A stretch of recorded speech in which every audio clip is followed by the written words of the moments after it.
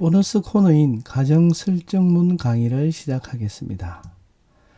가정 설정문이란 불리인 표현식이 거짓일 경우에 예외를 발생시키는 명령어를 말합니다. 영어로는 assert문이라고 합니다. 가정 설정문을 작성하는 일반 형식은 여기 나와 있는 작성 방법과 같습니다. assert, 불린 표현식, 콤마, 그리고는 이제 선택사항으로 추가 표현식이 이렇게 있습니다. 여기서 불린 표현식이 거짓이 되면요, assertion error, 예외를 발생을 시키는데요. 선택사항인 추가 표현식이 주어진 경우에는 assertion error 예외 클래스의 전달인자로 사용하게 됩니다. 즉 우리는 보통 raise문을 쓸 때는 이렇게 raise assertion error 갈로 열고 그 안에 이제 추가 표현식이 들어가는 것과 같은 케이스가 되는 거죠. 따라서 가정 설정문이 거짓이 되었을 때는 오류 메시지를 함께 assertion error와 함께 출력을 할 수가 있게 됩니다. 가정 설정문은 주로요, 코드를 테스트할 때 어떤 사전 조건이나 사후 조건을 만족하는지 여부를 확인할 때 사용합니다. 예를 들어 함수로 전달된 전달인자의 값이 원하는 범위에 있는지 또는 계산식이 잘못되었는지 등등 이런 것들을 확인할 때 사용할 수가 있습니다.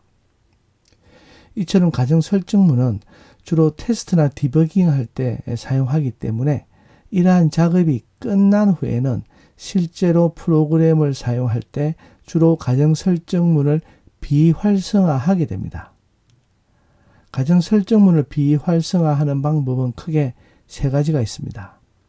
첫 번째 방법은 명령어 쉘에서 파이썬을 실행하면서 선택사항으로 영문, 대문자, O 이렇게 해서 하게 됩니다. 즉 여기 얘가 있는데 파이썬 대시 대문자 O 그리고 program.py 이렇게 이제 실행을 하게 되면은 가정 설정문이 비활성화가 됩니다.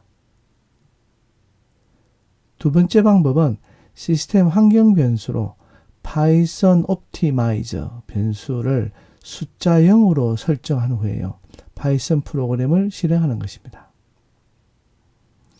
또 이제 마지막 방법으로는 파이썬 코드에서 모든 assert문을 주소 처리하는 방법입니다. 물론 가장 무식한 방법인데요.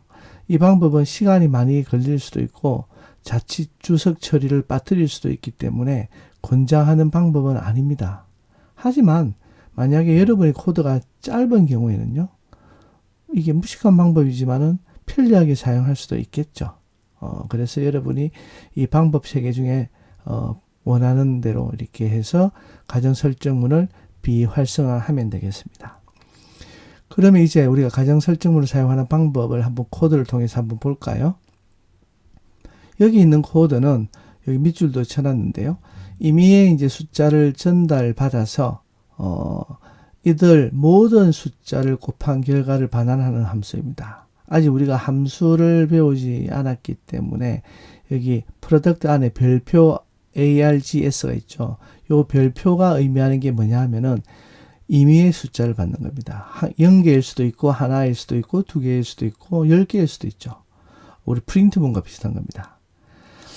그래서 이제 여기서 만약에 전달인자 중에서 값이 0이 입력이 되면요, 그러면 결과 값이 이제 0이 돼야 되겠죠. 왜냐하면 이거는 곱하기입니다. 프로덕트, 즉 주어진 임의해진 숫자를 전달받아서 모든 숫자를 곱한 결과를 반환하기 때문에 이 값이 5개 중에서 만약 하나라도 0이면 어떻게 됩니까?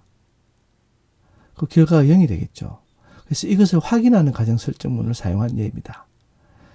여기 코드를 보면은 assert문이요, 함수 정의 코드 바로 아래에 있습니다. 즉 전달인자 중 하나라도 0이 있다면 all 함수가 거짓을 반환하겠죠. 우리가 이 all 함수에 대해서 이미 학습을 했습니다. 그래서 assert문에 이제 불린 표현식이 false, 거짓이 되어서 assertion error 예외를 발생을 시킬 것이고요. 그리고는 코드의 실행을 중단하게 될 것입니다. 이때 이제 오류 메시지로 전달 인자에 0이 들어 있습니다를 이제 출력하게 되겠죠. 이 코드를 테스트하기 위해서 아래 이제 프로덕트 함수를 호출할 때 세 번째 전달 인자로 0을 사용했습니다. 프로덕트 2, 3, 0, 5 이렇게 해서 0이 사용됐죠. 그러면은 assert에서 이 코드 전체가 실행되기 전에요. 이미 이 전달 인자 값을 먼저 확인하기 때문에 이 확인 절차 과정에서 바로 all에서 이게 false가 나오게 됩니다. 그래서 이제 그 결과는요, 이렇게 assertion error 나오고 전달 인자에 0이 들어 있습니다. 이렇게 오류 메시지가 발생함을 확인할 수 있습니다. 여기 코드에서는요, 실제로 곱하기 연산을 하기 전에 미리 사전 조건인 전달 인자의 값을 확인하는 방법을 사용했기 때문에 이러한 방법을 pessimistic 접근법이라고 부릅니다. 그러면은 이제 같은 코드지만요, assert 문이 함수의 맨 아래 return 문 바로 아래에 있습니다.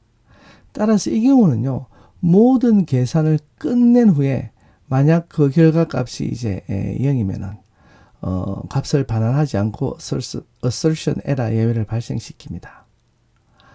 이처럼 이제 코드가 실행되는 시작 시점이 아닌 마지막 시점에 사후 조건을 확인하는 방법을 optimistic 접근법이라고 부릅니다.